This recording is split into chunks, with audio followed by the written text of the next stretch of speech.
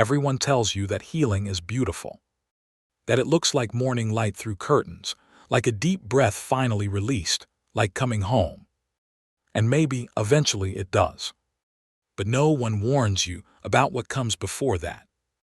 No one tells you that healing, at first, looks almost exactly like falling apart, that before you feel better, you will feel worse, that the very process meant to save you will ask you to lose things you weren't ready to let go.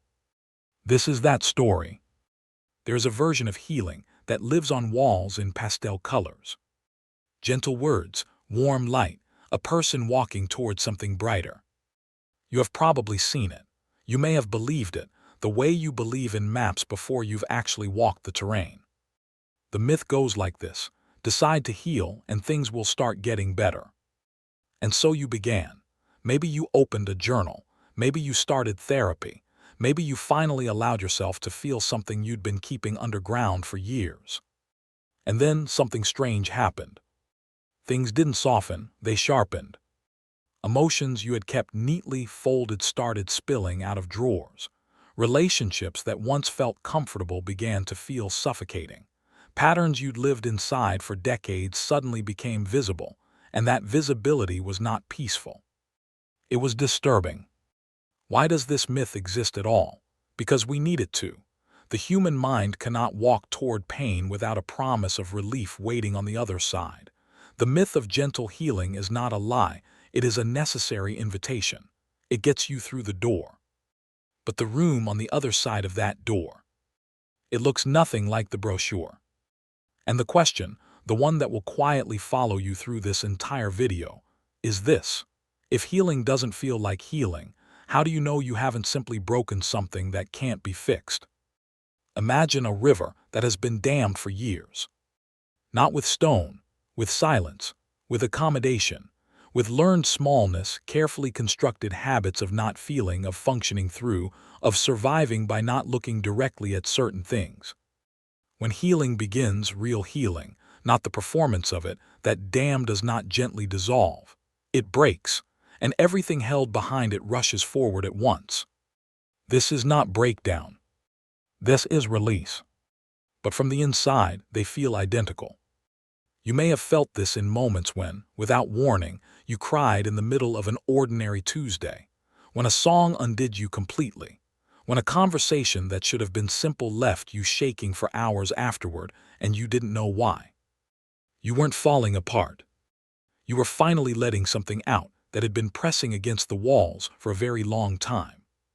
Here is the hidden reality of healing that almost no one speaks plainly. The nervous system does not release trauma quietly. It releases it the way the body releases illness, with fever, with disruption, with a temporary worsening before the clearing. What you are losing in those moments is not your stability. You are losing the scaffolding that held the wound in place. And scaffolding, no matter how familiar, is not the same as a home. The deeper question arriving now is the one worth sitting with. What exactly are you losing when healing asks you to lose something? This is where it gets quiet. Because the losses are real. When you begin to heal from a childhood where love was conditional, you don't just gain self-worth. You lose something. You lose the version of yourself who was still waiting, still trying to earn what was never freely given. That version of you is not nothing. That version of you survived. Grieving that self is not weakness. It is one of the most honest things a person can do. And it doesn't stop there. Healing from people-pleasing means losing relationships that only function because you made yourself small. And even when those relationships were painful, they were familiar. Familiar has a gravity all its own. Leaving familiar, even when it harms you, triggers the same grief as any other kind of loss.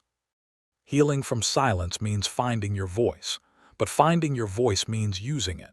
And using it means that some people you loved, will not like what you say.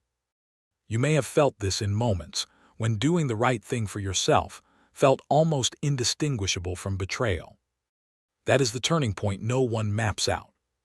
The moment when growth and grief arrive together, holding hands, inseparable. When you cannot take one without accepting the other. When healing stops being something that happens asterisk to you and becomes something you must actively, painfully asterisk choose. Over and over. In small moments no one else will ever witness. On ordinary days when it would be so much easier to go back to sleep. Here is what they forgot to tell you at the beginning. Healing is not the addition of something new.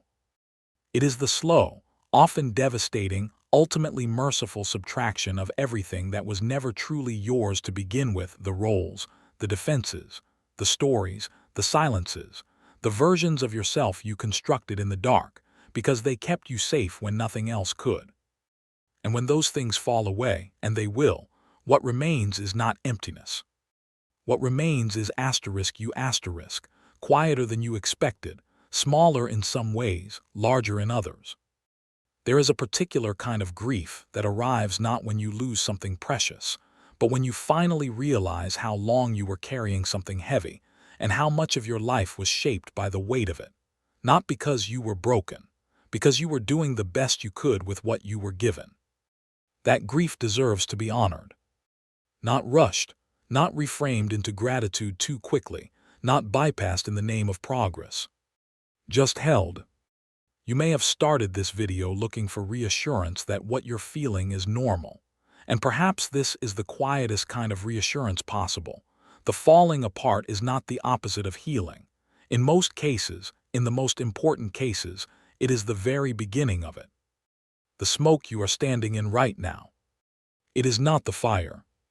It is the proof that something which needed to burn has finally, gently, honestly begun to.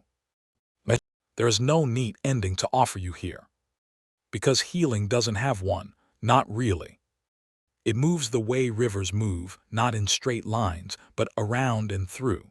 Sometimes it pools in unexpected places. Sometimes it erodes what you thought was permanent. Sometimes it is so quiet you forget it's happening at all. But it is. Even now in the questioning, in the uncertainty, in the strange grief of becoming.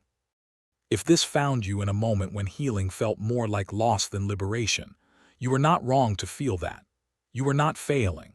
You were simply in the part of the story that comes before the light, the part that is just as real, just as necessary, and just as deserving of compassion as anything that follows. You don't have to be further along than you are. This moment, exactly as it is enough.